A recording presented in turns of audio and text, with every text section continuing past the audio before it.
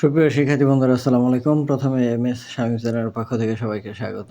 আজ পঞ্চম শ্রেণীর প্রাথমিক বৃত্তি পরীক্ষা 2025 বিষয় গণিত এর সম্পূর্ণ সমাধান দেওয়া হলো। আশা করি ভালো লাগবে। তো বৃত্তি পরীক্ষাটা হইল 17/4/2026 তারিখে। তো এই বৃত্তি পরীক্ষাটা যে গণিত প্রশ্নটা সেটা সম্পূর্ণ সমাধান দেওয়া হলো। প্রথমেই প্রাথমিক বৃত্তি পরীক্ষা 2025 বিষয় গণিত, সময় 2 ঘন্টা 30 মিনিট, পূর্ণমান 100। দ্রষ্টব্য আছে এখানে ডান পাশের সংখ্যা প্রশ্নের পূর্ণমান জ্ঞাপক, এখান থেকে সংখ্যা পূর্ণমান আছে এবং সকল প্রশ্নের উত্তর দিতে হবে। প্রথমেই সঠিক উত্তরটি উত্তরপত্রে লেখো। যে কোনো সংখ্যাকে যে সংখ্যা দ্বারা ভাগ করা হয় তাকে কি বলা হয়? ভাজক বলা হয়। অর্থাৎ এটা এরকম যে যেটা দিয়ে ভাগ করা হয়, অর্থাৎ এখানে যেটা থাকে সেটার নাম হচ্ছে ভাজক। তাহলে 1 নম্বর উত্তর হবে কি? ভাজক। তারপর 2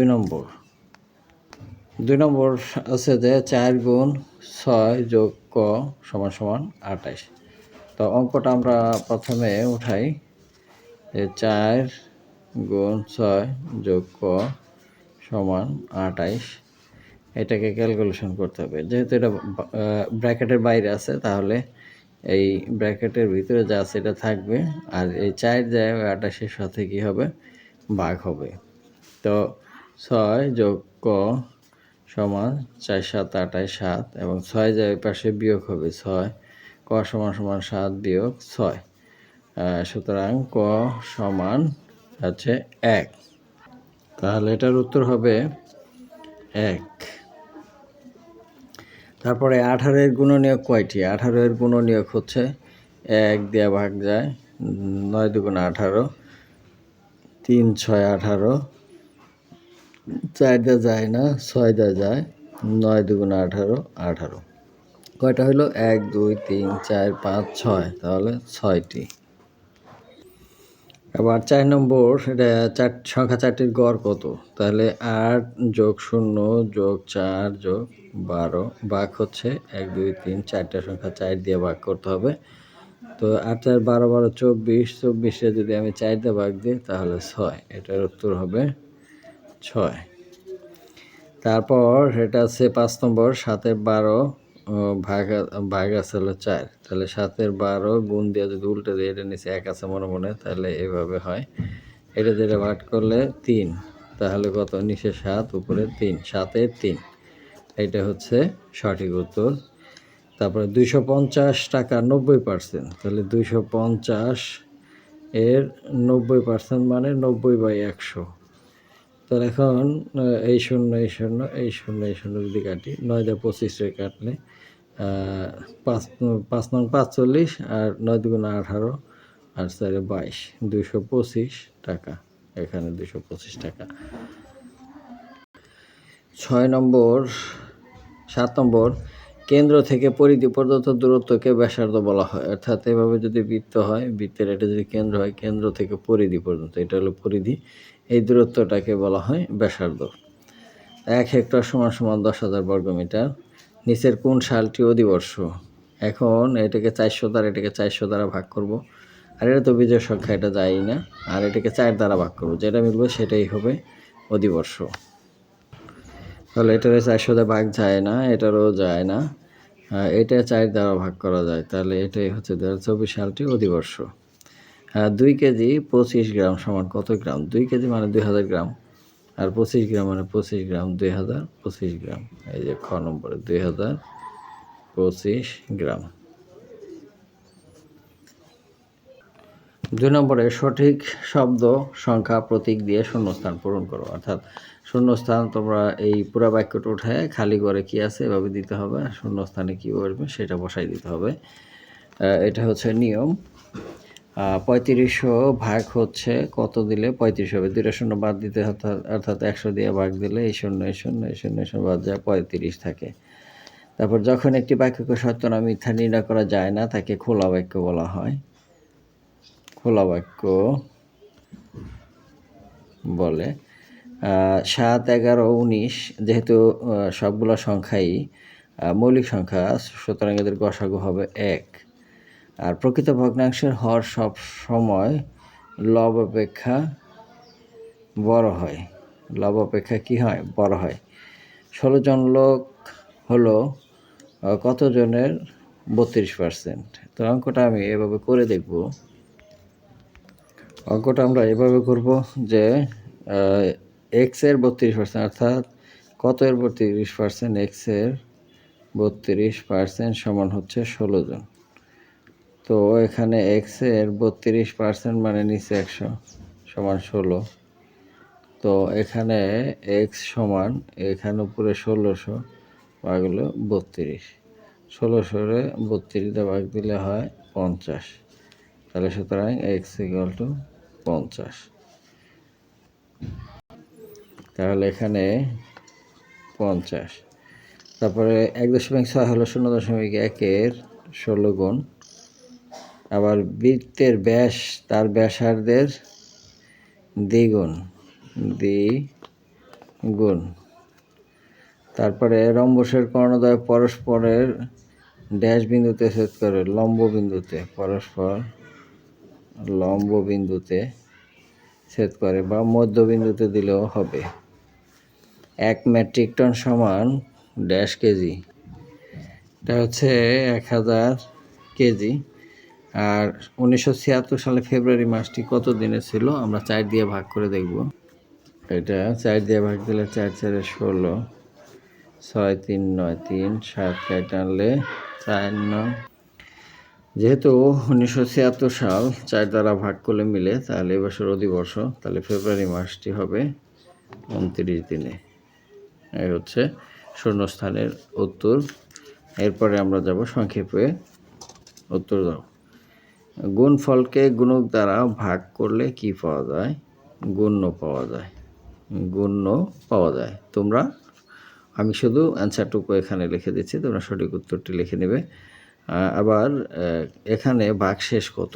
আমরা জানি 100 দিয়ে ভাগ করলে, অথবা 10 দিয়ে ভাগ করলে, অথবা 1000 দিয়ে ভাগ করলে, অর্থাৎ এখানে যে কটা শূন্য থাকবো, এখান থেকে লাস্টের ওই কটা সংখ্যাই হবে ভাগশেষ। তাহলে এখানে ভাগশেষ হবে 23, 2টা শূন্য আছে, 23। কোনো দৌড় প্রতিযোগিতায় 1 চক্রের সমান 700 মিটার, কততম চক্রে 1500 মিটার পথ অতিক্রম করবে? তো 700 দিয়ে যদি আমি 1500-রে ভাগ করি, তাহলে যায় 2 বার, 7 দুগুণে 1400। তারপরে 100 মিটার পথ থেকে যায়। তো 100 মিটার পথ যাইতে আরেকটা পাক দিতে হবে। তাহলে 2 পাক দেওয়ার পর আরেকটা পাক মানেই হচ্ছে টোটাল একটা পাক, তৃতীয় পাক, অর্থাৎ তিনতম চক্রে, এখানে এটা 3তম চক্রে সে 1500 মিটার দূরত্ব অতিক্রম করবে। তারপর হচ্ছে ক গুণ 2 সমান 36। কয়ের মান কত? 2 দিয়ে ভাগ করলে 18। কয়ের মান হবে এখানে কত? 18। তারপরে 18 এবং 24-এর সাধারণ গুণনীয়ক কত? আমরা গুণনীয়কগুলো বের করে দেখি। এখন 18 আর 24-এর দুইটা গুণনীয়ক বের করার পর দেখব দুটোর মধ্যে মিল আছে কত? 2 মিল আছে, 3 মিল আছে, 6 মিল আছে। আর কোনো মিল আছে? নাই। তাহলে সাধারণ গুণনীয়ক কত হলো? 2 3 6। তাহলে এটার উত্তর হবে 2 3 6। তারপরের প্রশ্ন হচ্ছে 2 এবং 8-এর লসাগু কত? তো 2 এবং 8-এর লসাগু যদি আমরা বের করি, 2 তাহলে 2 যায় 1 4, তাহলে 4 দুগুণে 8, লসাগু হবে 8। তাহলে এটা 6 নম্বরে 2 আর 8-এর লসাগু 8। কোনো ভগ্নাংশের লব কোন ভগ্নাংশের লব সবসময় বড় হয়? অপ্রকৃত ভগ্নাংশের লব সবসময় বড় হয়। 3 আর 8-কে মিশ্র ভগ্নাংশে রূপান্তর। তাহলে এই 3 আর 8-এর ভিতরে যায় 2 বার, 3 দুগুণে 6, 2। এখানে যেটা থাকবে উপরে, আর এখানে নিচে যেটা থাকবে। তাহলে কত হলো? 2 সমস্ত 3-এর 2। 9 নম্বরে এটা 6 দিয়ে ভাগ করতে গেছে 0.4। এটা যদি ভাগ করি তাহলে 0.0 বার যায় 0, তারপরে এখানে 2 নিয়ে আসলাম, এভাবে 0, এখানে 2 নিয়ে আসলাম। তো 2 এর ভিতরে যায় না, ফলে একটা 0, আবার 4 কেটে নিয়ে আসলাম, 4 এর ভিতরে যায়, 4 6 24, তাহলে এটা হতে হবে 0.04, 0.04। তারপরে আছে এটা 27.5কে 100 দিয়ে গুণ করলে 0.2 ঘর ডানে যাবে, তাহলে এটা হবে 27 5 0। এক জাতীয় কতগুলো রাশির গড় কিভাবে নির্ণয় করে? তাহলে গড় নির্ণয় করার সূত্রটা আমাদের এখানে লিখতে হবে। গড় সমান সমান যে সূত্রটা সেইটা, গড় সমান, সূত্রগুলো ঠিক এরকম যে গড় সমান সমান সমজাতীয় সংখ্যাগুলোর যোগফল ভাগ সংখ্যাগুলোর সংখ্যা, অর্থাৎ কয়টি সংখ্যা তাই। এবার 12 নম্বর, যে একটি কলম 50 টাকায় ক্রয় করে 60 টাকা বিক্রয় করলে শতকরা কত লাভ? তাহলে 50 টাকায় কিনে 60 টাকা বেশি, 10 টাকা লাভ হয়েছে, তাহলে 50 টাকা লাভ হয় 10 টাকা, 1 টাকায় লাভ হয় 10 ভাগ 50, আর 100 টাকা শতকরায় বলছে কত, তাহলে 10 গুণ 100 ভাগ হচ্ছে 50, এটা রাখলে 2, 10 দুগুণে 20% হবে, এটার উত্তর 20% লাভ। তারপরে ট্রাপিজিয়াম কাকে বলে? এর যে চতুর্ভুজের এক জোড়া বাহু সমান্তরাল, অর্থাৎ এরকম ছবিটা, যে এই জোড়া, এইটা আর এইটা এক জোড়া বাহু সমান্তরাল, এইটাই হচ্ছে ট্রাপিজিয়াম। আর 1 লিটার সমান কত ঘন সেন্টিমিটার? 1000 ঘন সেন্টিমিটার। আর 1889 সালটি কি কোন শতাব্দীর? এটা হলো 19বিংশ শতাব্দীর, 19বিংশ শতাব্দী। তারপরে কম্পিউটারের 2টি অংশের নাম, একটা হচ্ছে মনিটর আর একটা হচ্ছে মাউস, এই 2টা দিলেই চলবে। এবার 4 নম্বর রিটেন অংশ, 4টি হাঁস ও 6টি মুরগির মূল্য একত্রে 4680 টাকা। একটি মুরগির মূল্য 420 টাকা হলে 2700 টাকায় কয়টি হাঁস পাওয়া যাবে? তাহলে এখানে 6টি মুরগির, একটি মুরগির মূল্য দেওয়া আছে, এখান থেকে 6টি মুরগির মূল্য বের করব। বের করার পর এটার থেকে 6টি মুরগির মূল্য যদি বাদ দেই, তাহলে 4টি হাঁসের মূল্য বের, ওখান থেকে আমরা পরবর্তী অংশে যাব। প্রথমে একটি মুরগির মূল্য, একটি মুরগির মূল্য কত টাকা? 420 টাকা। সুতরাং কয়টি মুরগি? 6টি, এখানে আছে 6টি মুরগি, তো 6টি মুরগির মূল্য 420 গুণ হচ্ছে 6, এত টাকা। তাহলে 6 0 0 6 2 12, হাতের হলো 1, 4 24 আর 1 25, এত টাকা 6টি মুরগির মূল্য। তাহলে এখন এই 2520 এখান থেকে বাদ দিলে 4টি হাঁসের মূল্য থাকে, তাহলে সুতরাং 4টি হাঁসের মূল্য, 4টি হাঁসের মূল্য কত? এখানে ছিল 4000, টোটাল মূল্য ছিল 4680, 4680 বিয়োগ হচ্ছে 2520, এত টাকা। 4টি হাঁসের মূল্য বের হলো 2000, কত বিয়োগ করলে বের হয় কত? 0, 2 আছে কত হলে 8 হবে 6, হাতের হলো নাই, 5 আছে কত হলে 6 হবে 1 হলে, আবার 2 আছে কত হলে 4 হবে 2 হলে, এত টাকা। এটা হলো 4টি হাঁসের মূল্য। তাই সুতরাং একটি হাঁসের মূল্য 2160 বিয়োগ ভাগ হচ্ছে 4, এত টাকা। তো এটা 2160কে যদি 4 দিয়ে ভাগ দিই, একটা হাঁসের মূল্য তাহলে কত? 540 টাকা বের হলো। তাহলে 540 টাকায় পাওয়া যায় একটি হাঁস, 540 টাকায় পাওয়া যায় একটি হাঁস। সুতরাং 1 টাকায় পাওয়া যায় 1/540, সুতরাং 2700 টাকায়। এখানে প্রশ্ন বলছিল যে 2700 টাকায় কয়টি হাঁস পাওয়া যায়? 2700 টাকায় পাওয়া যায় 27,540 টাকা। সুতরাং 2700 টাকা পাওয়া যায়। এত 540 দিয়ে 27 করে যদি ভাগ দেই, এটা হলো 5 বার যায়, তাহলে 5টি আসে। এবার 5 নম্বর প্রশ্ন উত্তর। 5 নম্বর কি বলছে? একজন শিক্ষক 45টি আম, 60টি কমলা এবং 90টি পেয়ারা কোনো অবশিষ্ট না রেখে শিক্ষার্থীদের সমানভাবে ভাগ করে দিতে চান। সর্বাধিক কতজন শিক্ষার্থীর মধ্যে ফলগুলো সমানভাবে ভাগ করে দিতে চান এবং প্রত্যেক শিক্ষার্থী কয়টি করে আম, কমলা এবং পেয়ারা পাবে? তো এখানে যেহেতু সর্বাধিক কথাটা উল্লেখ আছে, তাহলে অঙ্কটা অবশ্যই গসাগু হবে। তো প্রথমে লিখতে হবে যে 45, 60, 90, 45, 60, 90 এর গসাগুই হবে নির্ণয় উত্তর। গসাগু হবে নির্ণয় উত্তর। তাহলে 45, 60, 90 এর গসাগু বের করি। 45, 60, 90 এখন যায় কত? 2 দিয়ে যায়, সবগুলো যায় না, 3 দিয়ে যায়। 3 45, 3 করতে 60, 3 30 90, আবার 5 দেওয়া যায়। 3 5 15, 4 5 20, 5 6 30। এখন যেহেতু গসাগু করতে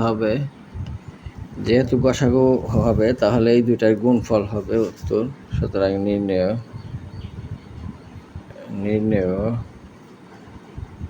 গসাগু সমান 3 গুণ 5 সমান 15। এখন সর্বাধিক 15 জনের মধ্যে সে জিনিসগুলো ভাগ করে দিতে পারবে। সর্বাধিক 15 জনের মধ্যে ভাগ করে দেওয়া যাবে। এখন আম পাবে কতগুলো করে? 45 ভাগ হচ্ছে 15, 3টি করে। আবার এরপরে কি ফল আছে? কমলা পাবে কতটি? 60 ভাগ 15, 4টি করে। আম, কমলা আর হচ্ছে পেয়ারা পাবে কত? 90 ভাগ 15 হলো 6 15, 5 15, 6 15, 90, 6টি করে। এটাই হচ্ছে এই 5 নম্বরের উত্তর। এবার 6 নম্বর প্রশ্ন উত্তর। 6 নম্বরের সাজাদ সাহেবের নিকট 72,000 টাকা ছিল। তিনি এই টাকার 8-এর 3 অংশ মসজিদে, 6-এর 1 অংশ এতিমখানায় এবং 4-এর 1 অংশ শিক্ষা প্রতিষ্ঠানে দান করলেন। তিনি মসজিদ ও এতিমখানায় মোট কত টাকা দান করলেন? তাহলে মসজিদ আর এতিমখানায় কত দিছে এইটা আমাদের আগে যোগ করতে হবে। এত টাকা দিচ্ছে মসজিদ আর এতিমখানায়, তাহলে মসজিদ এবং এতিমখানায় দান করলেন। তাহলে মসজিদ ও এতিমখানায় দান করলেন কত? 8-এর 3 অংশ, 8-এর 3 অংশ আর 6-এর 1 অংশ যোগ 6-এর 1 অংশ, এইটা হচ্ছে অংশ। এখন এটা আমাদের লসাগু করে সমাধান করতে হবে। আমরা যদি নিচে সমান করে নেই, তাহলে 3 দ্বারা এটা 6 আর 8-এর লসাগু বের করব। 3 8 24 আর 3 3 9, আর এটা 4 দ্বারা গুণ দিলে 4 6 24, 4 4, এত অংশ 24, 9 যোগ 4, তাহলে কত? 24-এর 13। এত অংশ সে এতিমখানায় দান করলেন। তাহলে এতিমখানায় তাহলে মোট দান করলেন এতিমখানায় কত করলেন ৭২,০০০ 24/13, তাহলে এটা কাটলে 3,000 আর 3×13 = 40,000 টাকা হচ্ছে। সে কি করলেন, এত টাকা দান করলেন কোনে? এতিমখানায় আর মসজিদে। গ নম্বরে বলছে যে মসজিদ, এতিমখানা, শিক্ষা প্রতিষ্ঠানে দান করার পর তার নিকট কত রইল। তাহলে আমাদের এটা বের করতে, তাহলে এখানে মসজিদ, এতিমখানা ও শিক্ষা প্রতিষ্ঠানের উপর দান করলেন এত অংশ, এটা কতে পাইছিলাম আমরা, এটার সাথে এটা যোগ করে দিলাম। এটা আমাদের নিচের হর যদি 1 বানাইতে হয় তাহলে 6 দ্বারা গুণ দিতে হবে, 4 6 24 উপরে 6। তো আমরা এটা যদি লসা করি 24, 13 যোগ 6 এত, আর 13 আর 9 কত, 13 আর 6 19 আর 24 এইটা। এখন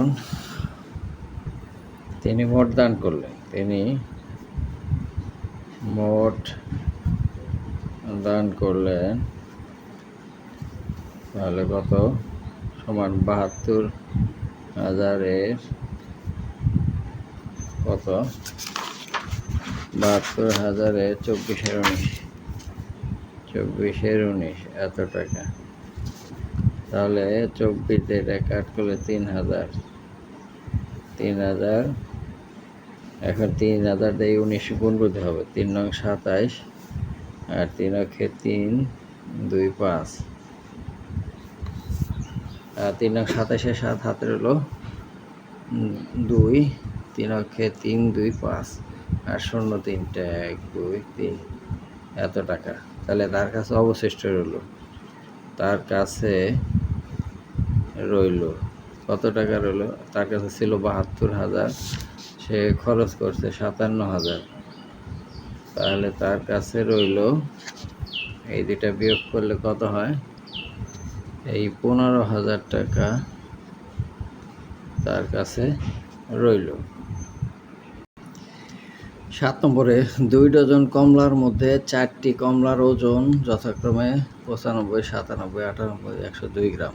কমলা 4টির গড় ওজন কত? আর গড় ওজনের ভিত্তিতে 2 ডজন কমলার মোট ওজন কত? তাহলে প্রথমে কমলা 4টির গড় ওজন বের করি, এটি যোগ করে 4 দ্বারা ভাগ দিয়া, তাহলে কমলা 4টির গড় ওজন 7 নম্বর 95, তারপরে যোগ হচ্ছে 97, 98, 102, 98 যোগ 102 ভাগ হচ্ছে 4, যোগফল তাহলে 392 ভাগ 4, 4 দিয়ে এটা ভাগ করলে হয় 98।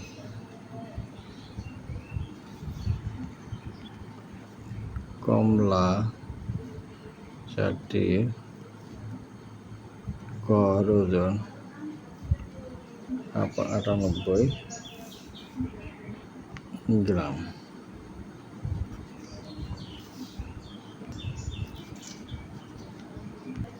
এবার খ নম্বরে 7 খতে বলছে কি যে গড় ওজনের ভিত্তিতে 2 ডজন কমলার মোট ওজন কত? 2 ডজন মানে কত? 2 ডজন সমান হচ্ছে 24টি, 2 ডজন মানে 24টি, তাহলে 2 ডজন কমলার মোট ওজন, সুতরাং 24টি কমলার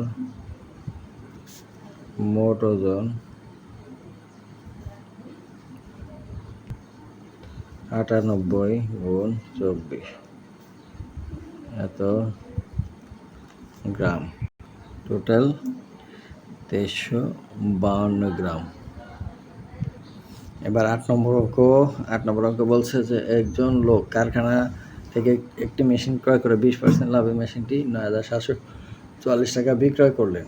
মেশিনটি কত টাকা বিক্রয় করলে 25% লাভ হবে? 2টা পার্সেন্ট দিছে, এই জন্য 2 ধাপে অঙ্কটা করতে হবে। প্রথমেই 20% লাভে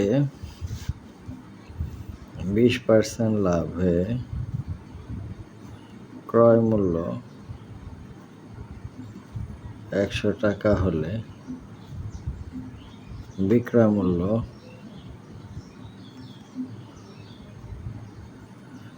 মূল্য কত হবে? লাভ হয়েছে যে, তাহলে 100 যোগ 20 এত টাকা সমান 120 টাকা। যেহেতু আমাদের অঙ্কের মধ্যে বিক্রয় মূল্যটা দিয়ে দিছে, তাহলে ক্রয় মূল্য বাই করতে হবে। তো এখান থেকে বিক্রয় মূল্য 120 টাকা হলে ক্রয় মূল্য কত? 120 টাকা হলে ক্রয় মূল্য 100 টাকা। এখন সুতরাং বিক্রয় মূল্য 1 টাকা হলে ক্রয় মূল্য 100 ভাগ হচ্ছে 120, আর বিক্রয় মূল্য ৯,৭৪৪ টাকা হলে ৯,৭৪৪ ভাগ হচ্ছে 120, এই শূন্য আর 12 দিয়ে এটা কাটলে 812 দিয়ে এটা গুণ করলে 8,120 টাকা। আবার কত পার্সেন্ট? আবার বলছে যে 25% লাভে, 25% লাভে ক্রয় মূল্য 100 টাকা হলে বিক্রয়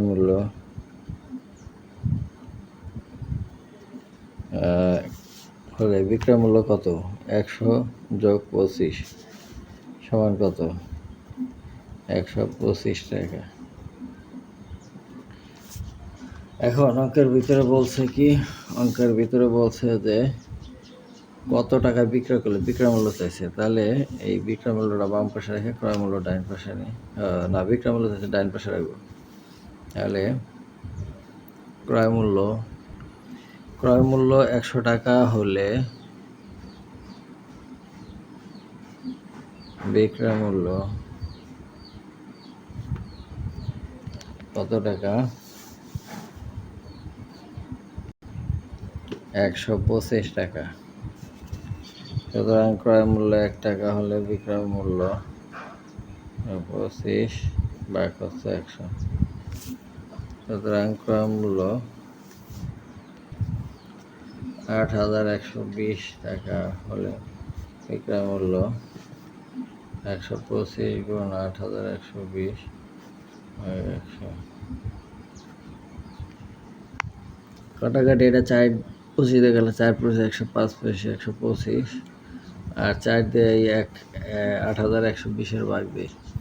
এখন এই 25 দ্বারা কাটলে 5 25 125 4 25 100, 4 দ্বারা আবার 1 দ্বারা ভাগ করলে 2 0 3 0। এখন এই 5 দ্বারা আবার এটা গুণ করতে হবে। 5 দিয়ে গুণ করলে কত হয়? 5 দিয়ে গুণ করলে হয় 10,150। তাহলে এটার উত্তর হবে 10,150। এইটা টাকা 10,150 টাকা হবে এটার উত্তর। এবার 9 নম্বর হচ্ছে 4 সেন্টিমিটার বাহু বিশিষ্ট একটি বর্গ অঙ্কন করে 4টি বৈশিষ্ট্য লেখো। একটি বর্গ অঙ্কন করব 4 সেন্টিমিটার। প্রথমে ত্রিকোণী সেট ব্যবহার করে 4 সেন্টিমিটার বাহু বিশিষ্ট একটা রেখা আঁকি। এই 4 সেন্টিমিটার বাহু রাখলাম। এখন ত্রিকোণী সেট ব্যবহার করব। ত্রিকোণী সেট ব্যবহার করে এইভাবে এখানে রাখলাম। রাখার পর এখানে 4 সেন্টিমিটার, এটাও কত? 4 সেন্টিমিটার একটা দাগ দিব। 4 সেন্টিমিটার। এই পাশেও 4 সেন্টিমিটার।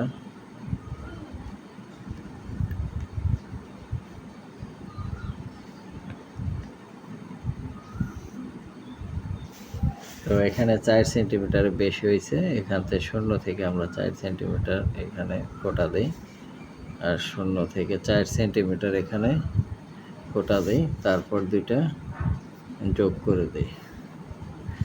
এই হচ্ছে বর্গ ক খ গ ঘ। এইটা হচ্ছে বর্গ এখানে নিচে লিখতে হবে চিত্রে ক খ গ ঘ একটি বর্গ। নিচে এর চারটি বৈশিষ্ট্য দেওয়া হলো। 1 নম্বরে বর্গটির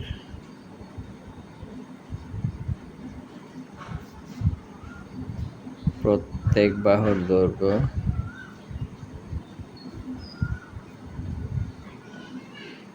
4 সেন্টিমিটার।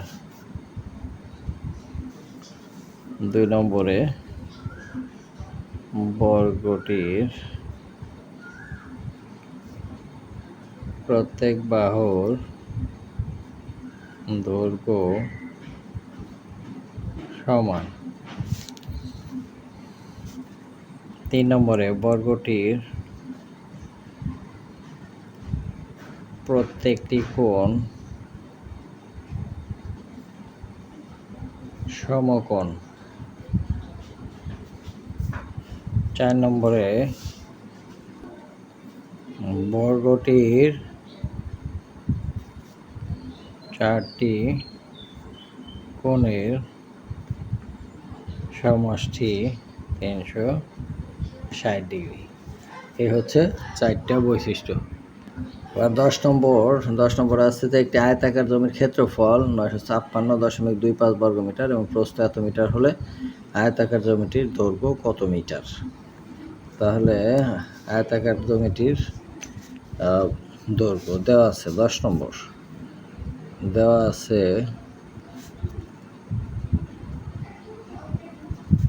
আয়তাকার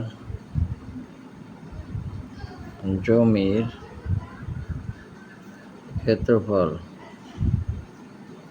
ক্ষেত্রফল কত দিছে 956.25 বর্গ মিটার। 956.25 বর্গ মিটার। তারপর আয়তাকার জমির কি দিয়ে দিছে প্রস্থ দিছে 22.5 মিটার। এখন আমরা জানি দৈর্ঘ্য সমান ক্ষেত্রফল ভাগ প্রস্থ। আর ক্ষেত্রফল 956.25 ভাগ হচ্ছে 22.5। এখন এটারে ভাগ দিলে কত হয় হলো 42.5 মিটার দৈর্ঘ্য। এখন এটা ক নম্বরে হলো আয়তাকার জমির দৈর্ঘ্য বের হচ্ছে। এবার জমির প্রস্থ 2.5 মিটার বৃদ্ধি করলে জমির ক্ষেত্রফল কত। তো প্রস্থ যদি 2 আগে ছিল হচ্ছে 22.5, এখন বাড়াইলাম 2.5। তাহলে খ নম্বরে প্রস্থ বৃদ্ধিতে মোট প্রস্থ হলো কত, আগে ছিল 22.5 যোগ এখন বাড়ছে 2.5 মিটার। তাহলে যোগ করে কত হইল এত মিটার। যোগ করে হয় এটা হলো 25 মিটার। বলছে যে বৃদ্ধি পাওয়ার পর ওই জমির ক্ষেত্রফল কত হবে। তাহলে দৈর্ঘ্য তো আগেরটাই ছিল এত আর প্রস্থ হইল এত, তাহলে নতুন ক্ষেত্রফল। সুতরাং নতুন ক্ষেত্রফল সমান 42.5 গুণ হচ্ছে 25 এত বর্গ মিটার।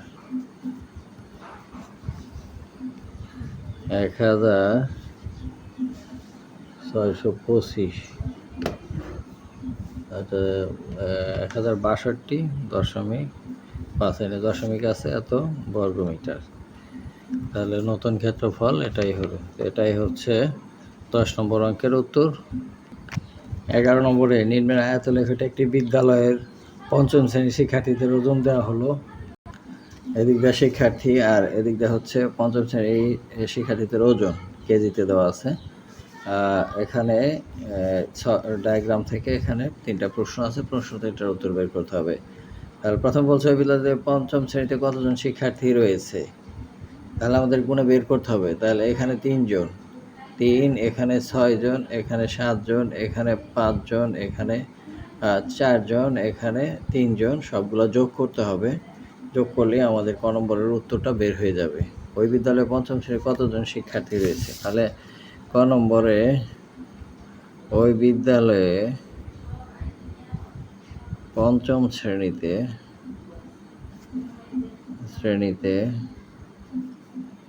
মোট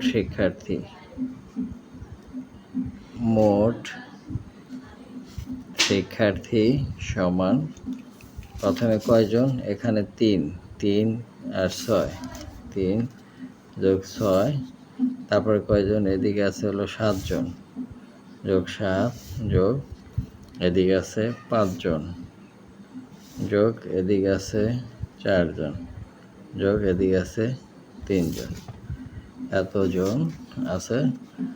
আমরা এখন যোগ করলে কত হয়, 6 3 9, 9 এর সাথে 16, 16 আর 5 21, 25 আর 3 28 জন। এই 28 জন হচ্ছে টোটাল শিক্ষার্থীর সংখ্যা। এবার খ নম্বর বলছে যে কোন শ্রেণী ব্যবধানে শিক্ষার্থীর সংখ্যা বেশি। তা আমরা শ্রেণী ব্যবধানে এখানে দিই শিক্ষার্থীর সংখ্যা 7 জন, তাহলে 35 থেকে 39 শ্রেণী ব্যবধানে শিক্ষার্থীর সংখ্যা বেশি। খ নম্বর যে 35 থেকে 39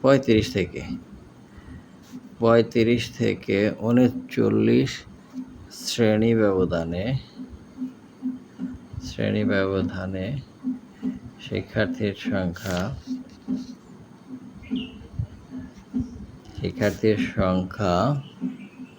সবচেয়ে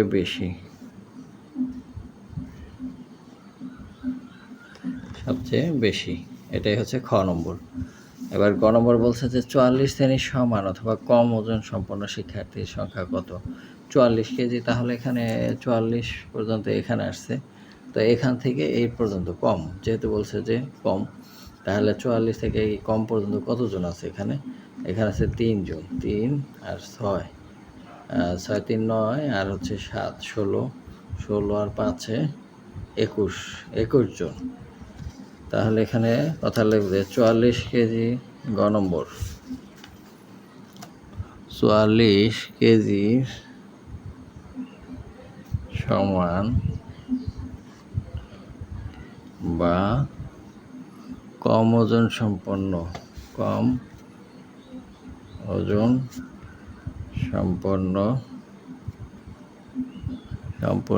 শিক্ষার্থীর সংখ্যা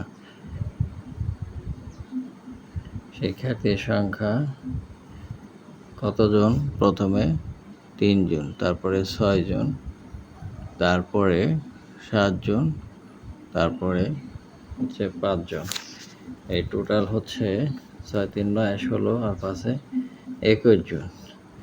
তো 21 জন আমাদের মোট শিক্ষার্থী ছিল 28 জন। 28 জনের মধ্যে হচ্ছে 21 জন একে কত, 100 কত, যেহেতু এখানে শতকরা বের করতে বলছে, তাহলে 28 জন শিক্ষার্থীর মধ্যে 44 বা কম ওজন শিক্ষার্থী হলো 21 জন, আর হচ্ছে সুতরাং একজন শিক্ষার্থীর মধ্যে 44 বা কম ওজন শিক্ষার্থী 21 ভাগ 28 এতজন।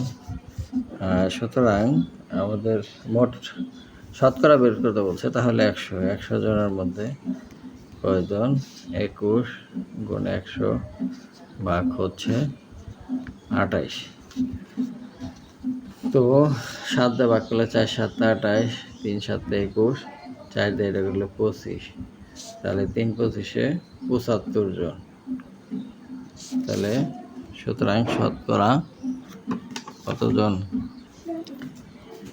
75%। তো শিক্ষার্থী বন্ধুরা, সম্পূর্ণ প্রশ্নের সমাধান দেওয়া হলো, আশা করি ভালো লাগবে। ধন্যবাদ সবাইকে।